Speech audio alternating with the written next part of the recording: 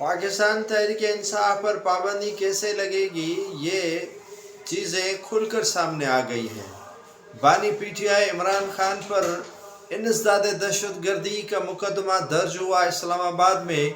उनके साथ बुशरा बीबी और अली अमीन गंडापुर और दीगर रहनुमाओं को शामिल करवाया गया। अब पीटीआई पर पाबंदी का इसमें कौन सा अंसर शामिल है वो नाजरीन मैं आपको बताऊंगा कि पीटीआई पर पाबंदी कैसे लगेगी।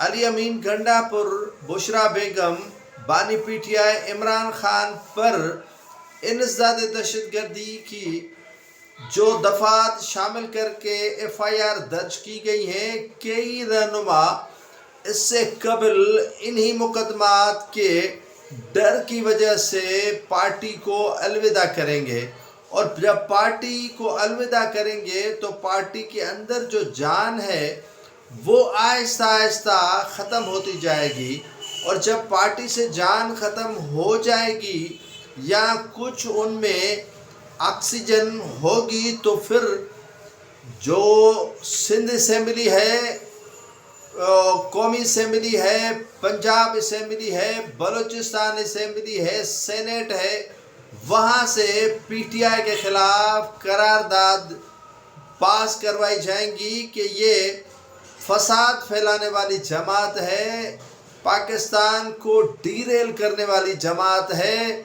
पाकिस्तान के अलावा जो फॉरेन फंडिंग है वो भी ये जमात लेती रहती है, और यहाँ मईशत से लेकर पाकिस्तान की सालमियत के लिए बानी पीटीआई और उनके रफ़का काम कर रहे हैं।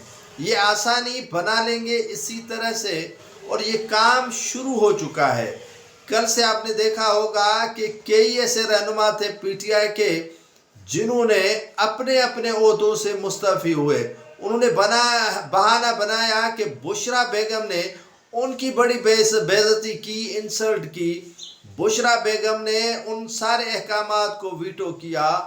बुशरा बेगम ने ये किया वो किया। ये अहाने बहाने। जब इश्क इंतहा से पहुंचकर टूटता है तो फिर ऐसे बहाने ही होते हैं। जब वहाँ से निकलना होता है तो फिर ऐसे अहाने बहाने हो जाते हैं कि हम पीटीआई को किस तरह अलविदा करें, ओहदे भी छोड़ देते हैं, और ओहदे छोड़ने के साथ साथ पीटीआई के बानी को और पीटीआई को तन्हा किया जाता है। इसी तरह जो है वो अब मौजूदा हुकूमत मुकम्मल तौर पर इस पावर में आ चुकी है कि पीटीआई को तहस नहस कर ले।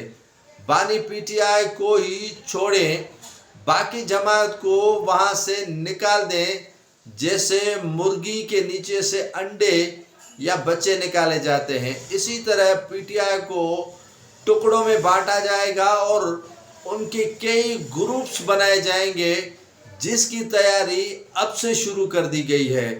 बहाना बुशरा या अली अमीन गंडापुर या डी चौक नहीं, ये एक फार्मूला था जिसके तहत काम हो रहा है। बानी पीटीआई को इस शायद कानो कान खबर भी न मिली हो कि उनके साथ दो हाथ किस तरह हुए।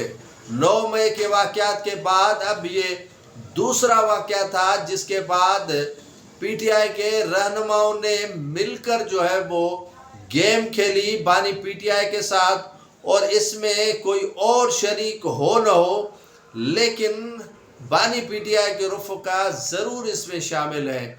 दूसरी बात नाज़रीन आपको मैं बताता चलूँ कि पीटीआई धड़ों में तकसीम होगी और एक धड़ा बन जाएगा, और इन्हीं रहनुमाओं में काफ़ी ऐसे रहनुमा तैयार बैठे हैं जो इन धड़ों में शामिल हो जाते हैं। अब तीसरी बात ये आपको मैं बताता चलूँ कि कत्ल के जो हक़ाइक़ हैं वो तो अपनी जगह पर क्या है ये तो किसी को ही मालूम नहीं, लेकिन पीटीआई के कई रहनुमा कहेंगे कि हमारे इतने कारकुन शहीद हुए हैं, इतने कारकुन हमारे लापता हैं, उनके नाम ये हैं।